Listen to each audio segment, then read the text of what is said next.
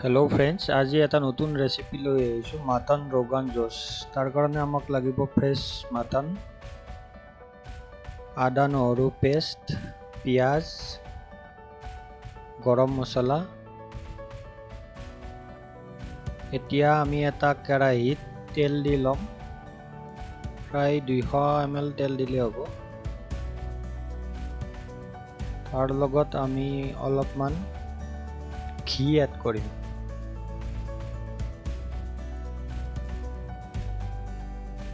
দুই চামুচ ঘি দিলে হৈ যাব।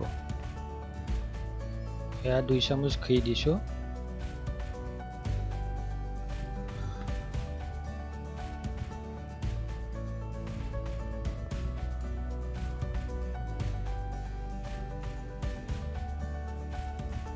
তেল আৰু ঘিখিনি গৰম হোৱাৰ পিছত আমি ইয়াতে এড কৰিম আমাৰ ফ্ৰেছ মাংসখিনি।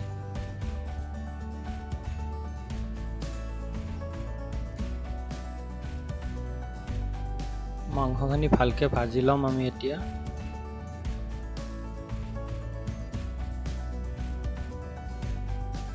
মই এতিয়া ইয়াত একো মছলা ব্যৱহাৰ কৰা নাই, অকল মাংসখিনি ঘি আৰু তেলেৰে মই ভাজি ল'ম।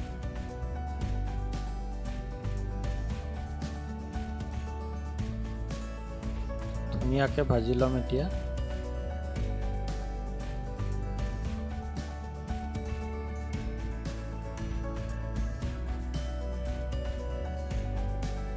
এয়া ধুনীয়াকৈ ভজা গৈছে।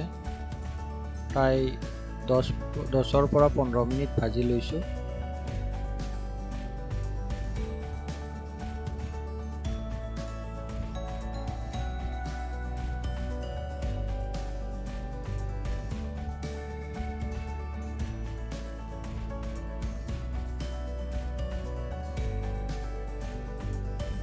ব্ৰাউন কালাৰ এটা আহি গৈছে। এতিয়া আমি বেলেগ পেন এটাত তেল লৈছোঁ 100 ml। 100 ml তেল লৈছোঁ।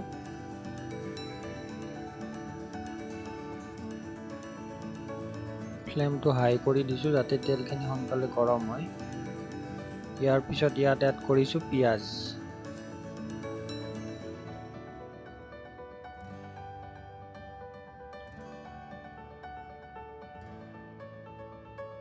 পিঁয়াজ এড কৰিছোঁ।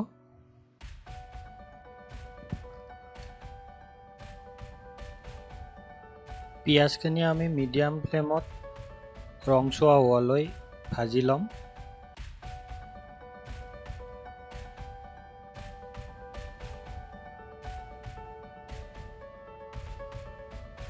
ইয়াতে 2টা জলকীয়া, শুকান জলকীয়া মই এড কৰিছোঁ।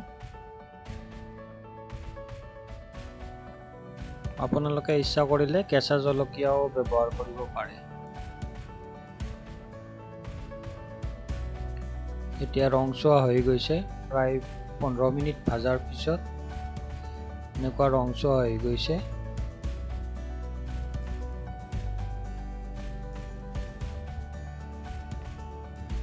এতিয়া মই ফ্লেমটো আকৌ ল' কৰি দিছোঁ।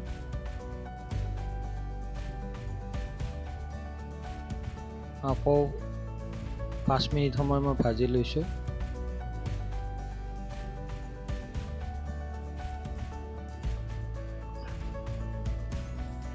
এতিয়া ইয়াত মই আদা নহৰু পেষ্ট দি ভাজি লৈছোঁ।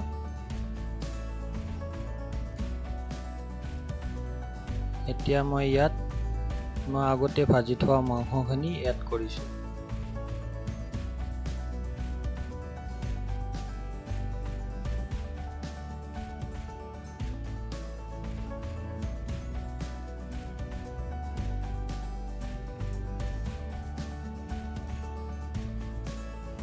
গোটেইখিনি মাংস ইয়াতে এড কৰিছোঁ।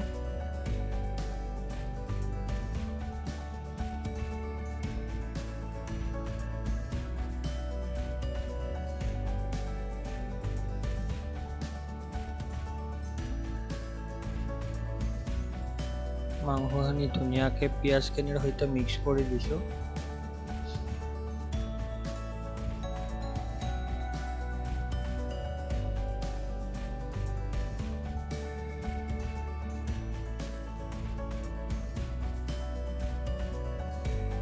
ফ্লেমটো মিডিয়াম কৰি ৰাখিব যাতে পিঁয়াজখিনি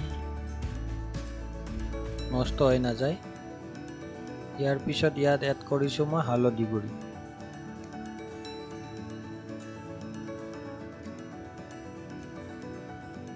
তাৰপিছত মই ইয়াত এড কৰিছোঁ নিমখ।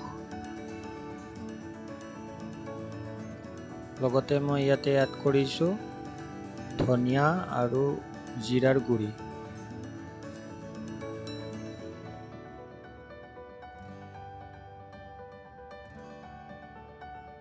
এতিয়া ইয়াত মই পানী মিক্স কৰিছোঁ, পানী দিছোঁ, পানী দি মই ঢাকনি দি গৰম হ'বলৈ দিছোঁ। এখন বগা কাপোৰ লৈছোঁ মই, তাত মোৰ যিখিনি গৰম মছলা আছিল সেইখিনি দিছোঁ। এই গৰম মছলাখিনি দি মই এটা ধুনীয়া এটা টোপোলা বনাম। টোপোলা এটা বনাই লৈছোঁ।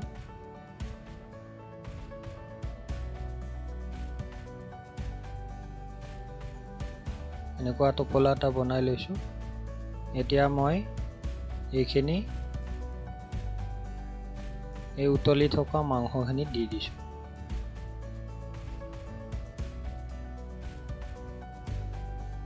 ভালকৈ মিহলি হৈ যাব। এতিয়া আকৌ ঢাকনি দি মই ৰাখি দিম। প্ৰায় 20 মিনিট পিছত এনেকুৱা কালাৰ এটা আহি গৈছে। ধুনীয়া চেণ্ট এটা ওলাইছে গৰম মছলাখিনিৰ পৰা। এতিয়া মই দিম ৰতন জোট। এয়া ৰতন জোট, তাত মই অকণমান গৰম ঘি এড কৰিছোঁ। গৰম ঘি এড কৰাৰ লগে লগে ইয়াৰ পৰা এটা ধুনীয়া কালাৰ, ৰঙা কালাৰ এটা ওলাব। এইটো কাশ্মীৰী ডিছ। এয়া চাওক, এটা ধুনীয়া ৰঙা কালাৰ ওলাইছে। এতিয়া মই গৰম মছলাৰ টোপোলাটো ইয়াৰ পৰা উলিয়াই দিছোঁ।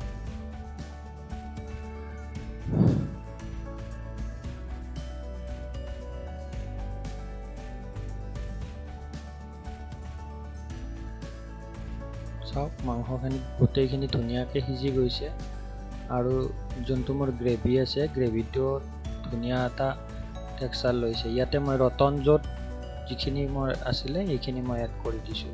ঘিৰে সৈতে যিখিনি ৰতন জোট আছিলে সেইখিনি মই এড কৰি দিছোঁ।